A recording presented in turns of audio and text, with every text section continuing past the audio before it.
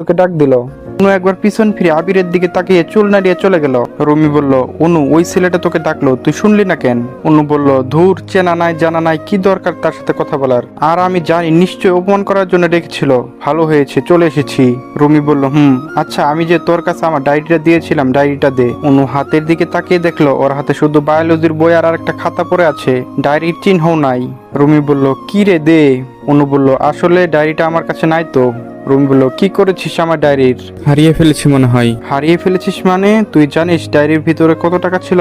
অনু বলল, কত ছিল? রুমি বলল, 1 টাকা না, 2 টাকা না, 5 টাকা ছিল। অনু বলল, ও মাই গড, তাহলে তো আমি তোর কোটি টাকা হারিয়ে ফেলেছি। যত সব, চল দেখে আশেপাশে আছে হয়তো। অনু আর রুমি এদিক সেদিক তাকাতে তাকাতে আবার শপিং মলে গেল। রুমি বলল, আমার কি মনে হচ্ছে জানিস, তখন যে তোকে ছেলেটা ডাক দিয়েছিল সেটা মেবি ডায়েরির জন্য ডেকেছিল, হয়তো সেখানেই পড়েছিল। অনু আর রুমি বড় বড় কদম ফেলে এগিয়ে গিয়ে দেখলো ডায়েরিটা ঠিক সেখানেই পড়ে আছে। অনু বলল, ডায়েরি তো পেয়ে গিয়েছিস, এবার চল বাসায় ফিরে যাই। অনু বাসায় ঢুকে দেখলো দুটি ছেলে সোফায় বসে আছে। অনু তাদের দেখে মুহূর্তে নিস্তব্ধ হয়ে গেল, পরে গিয়ে তাদের জড়িয়ে ধরলো। অনু বলল, ভাইয়া তোমরা কখন এলে? আদিল বলল, একটু আগে এসেছি।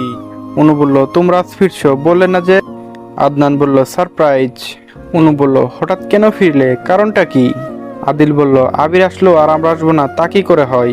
অনু মন খারাপ করে চলে গেল। সে ভেবেছিল তার ভাইরা তাকে সারপ্রাইজ দেওয়ার জন্য এসেছে। অনু রুমে গিয়ে দেখলো সুয়ার খাটে বসে চিপস খাচ্ছে। অনু বলল, কি রে, তোর না পেটে ব্যথা, তাহলে চিপস খাচ্ছিস যে? সুয়া বলল, পেটে ব্যথা কমে গেছে। বাই দ্য ওয়ে, তুই এত তাড়াতাড়ি চলে এলি যে?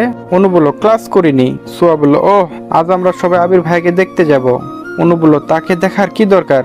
এতই যখন দরকার তাহলে সে আসুক না, আমাদের কেন যাব? নেকা। সোয়া বলল, এসব কি বলছিস শোনো, দেখতে যাব, এতে নেকার কি আছে? আর হ্যাঁ, তুইও যাচ্ছিস? অনু বলল, জীবনেও না। সোয়া বলল, তাহলে আমিও যাব না, তুই তো জানিস তোকে ছাড়া আমি কোথাও যাই না, অনেকদিন ধরে মামার বাসায় যায় না, তাদের দেখি না। অনু বলল, আমি পারবো না ছোঁয়া। সোয়া বলল, তাহলে আমিও যাব না। সোয়া মন খারাপ করে ফেললো। অনু সোয়ার কাঁধে হাত রেখে বলল, সে যাবে। সোয়া তো অনুর যাওয়ার কথা শুনে সেই লেভেলের খুশি। আবিরদের বাড়িতে এসে অনুর মনে শুধু ধুকপুক ধুকপুক করছে, না জানি কখন আবার আবিরের সামনে পড়ে যায়। অনু বলল, সোয়া, সামান্তা আর ওহি কোথাও, ওদের তো দেখছি না। সোয়া বলল, জানি না রে, দেখ কোনো রুমে বসে আছে হয়তো। অনু দেখে দেখে সিঁড়ির বাম রুমে পাশে গিয়ে দাঁড়ালো। সিঁড়ির ডান পাশের রুমে আবির ভাইয়া থাকতো, দেখি বাম পাশের রুমে আছে কিনা। অনু দরজা ঠেলে রুমে গিয়ে দেখলো রুম একেবারে অন্ধকার। পাশের রুমের আবসা আলোতে কিছু কিছু দেখা যাচ্ছে। এই দিনের বেলা রুমটাকে কে অন্ধকার করে রেখেছে? অনু টেবিলের কাছে গিয়ে দেখলো 2 সেট বই, এক সেটে আরোহী নাম লেখা আর এক সেটে সামান্তা। আমি বললাম, তাহলে তো এই রুমে আরোহী আর সামান্তা থাকে। অনু আস্তে আস্তে খাটের দিকে এগিয়ে গিয়ে দেখলো কে যেন কম্বল মুড়িয়ে ঘুমিয়ে আছে। এটা তো নিশ্চিত সামান্তা, ওর